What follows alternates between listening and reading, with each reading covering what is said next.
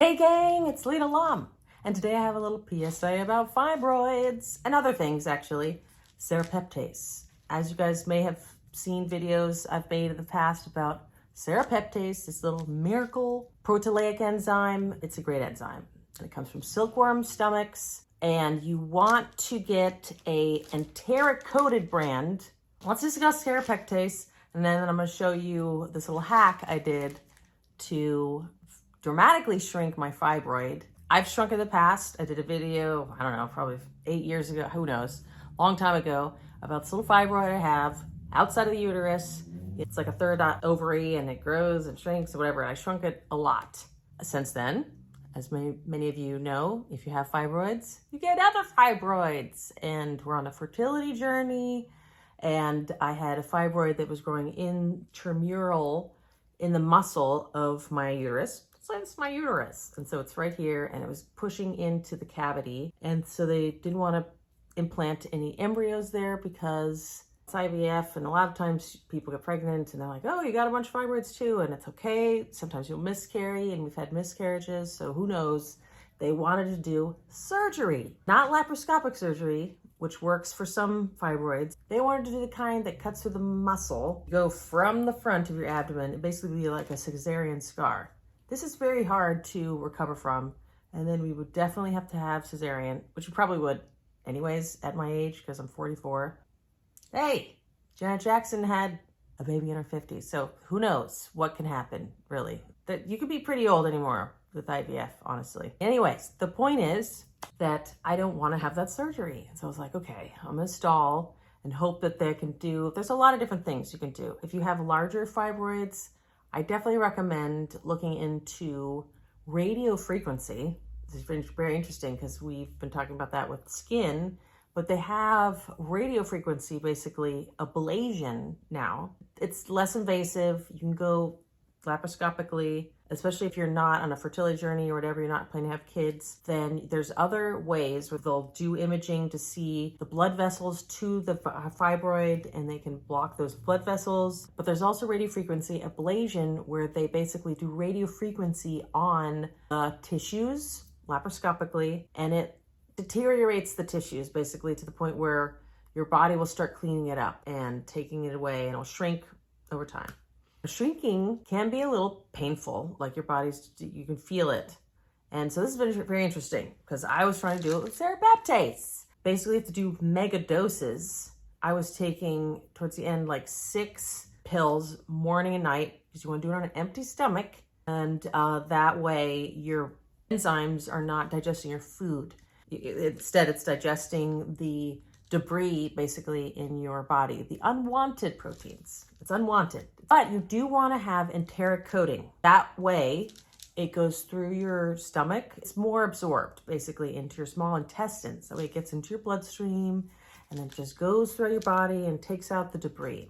What is serrepeptase good for? So many things besides fibroids. Fibroids are these like little growths that your uterus decides to grow. Nobody really knows why. One thing is true, they grow back. So even if you have surgeries, a myomectomy where they go in and they cut it out, usually you grow more.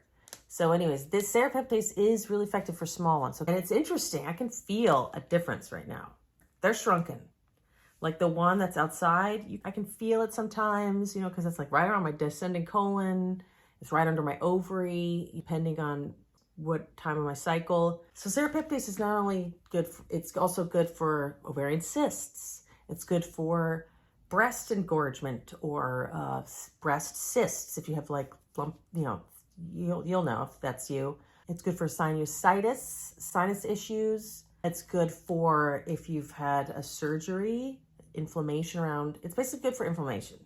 And I think it was basically discovered in Japan because it's coming from silkworms, little bacteria in silkworm stomachs that help them digest silk cocoons, I guess. But there, it's used for a lot of inflammatory issues, basically fibromyalgia, swelling issues, carpal tunnel, breast inflammation. It also helps thin mucus. They call it mucolytic agent. So sometimes with like pneumonia, lung phlegm, apparently it thins that out too. Swelling and inflammation after surgeries, scars, just cleans out cysts, ager cysts, weird other cysts your body just makes sometimes cysts. I'm just thrilled that this worked, and so I just want to do an update because it's very cool. Okay, so the one that was in my uterine wall was 3 centimeters, and then it went down to 2.5 in a few months, and then the most, I know it's smaller because it was like in the wall, and I had a hysteroscopy last week and you couldn't see it at all. I have to do an ultrasound and we'll see the exact how much it shrunk, but it already shrunk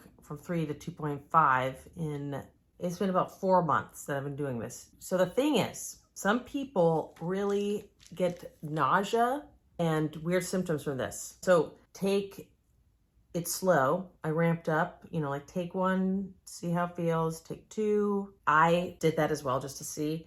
And then I ramped up. I have heard, and this is debatable, at my last video, someone was like, it's not a blood thinner. But I have also read that it can, with some people, disrupt the blood clotting ability of your blood. These are just precautions. Definitely do some research on it. That's why I'm bringing this up. So you can look, do some research on it, especially if you have any sort of thing, a cyst that you're trying to get, you're about to do surgery on, if you have smaller fibroids, if you just have some pain and swelling in your joints. It's something to look into. It really is. So it does say in a lot of places that, like, if you're taking anticoagulant drugs, maybe aspirin, more intense anticoagulants, that maybe this is counter to that. Maybe someone's going to protest in the comments, but so you can decide for yourself. Just do some research. Clearing out unwanted proteins. So you want to take it on into the stomach, but hopefully it's hours before I have to eat that I take this in the morning. Bunch of water, 6 to 7 pills, shove in my mouth. I was also taking it with a little bit of 3 NATOs. I jumped up to 3, and also lumbrokinase, which comes from earthworms. And that one is a fibrinogenic, dissolving fibers. And that one's good for like clearing out your arteries, you know, little fibers. And NATO is very good for clearing your arteries and for your heart and all sorts of things. These are all enzymes. Also, I got a bunch of digestive enzymes with bromelain, comes from pineapple, and other things. And I was also taking a lot of that throughout the day, which maybe was just digesting my food. But bromelain was also one that could help with digesting the fibroids. I also was doing castor oil packs because apparently my grandmother dissolved, according to my aunt, a grapefruit size fibroid just doing castor oil packs.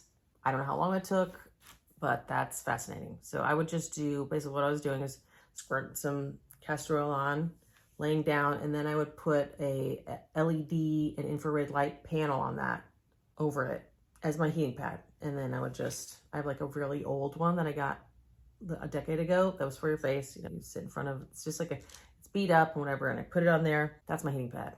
And it will sink in. And then you could get these wraps. This is how I not get everything so greasy and castor oil everywhere. After that, I will put this like wrap. It's basically like a little skin colored cloth that I wrap around my waist and secure it with a little button. All over Amazon. Castor oil pack wrap, that's what it is. Great for your liver, castor oil packs too, which I got to start doing again. Real good stuff. So what I did, because I really love this Doublewood brand, I just love them, because I love this brand so much. It's not enteric coated though. Now also, this is interesting. So enteric coating pills, sometimes they have phthalates, because I love Doublewood so much, and it's also cheaper. This is like 10 to 20 bucks cheaper, and you get a lot of them as well than a lot of brands. Like Doctor's Best is one that is enteric coated. If you want the enteric coated, remember to bypass your digestive juices and get into your blood a little bit quicker. You also want a lot of SPU. You want a high SPU. This is 240,000 SPU, and this is $19, 120. NutriCost, 13 bucks for 120, but it's only 40,000. So I'm like trying to take 1 million or plus 2 times a day for a few months. That's what I did. Miracle, basically. So because this is not enteric coated, I bought some enteric coating capsules. And one that I bought had phthalates in it.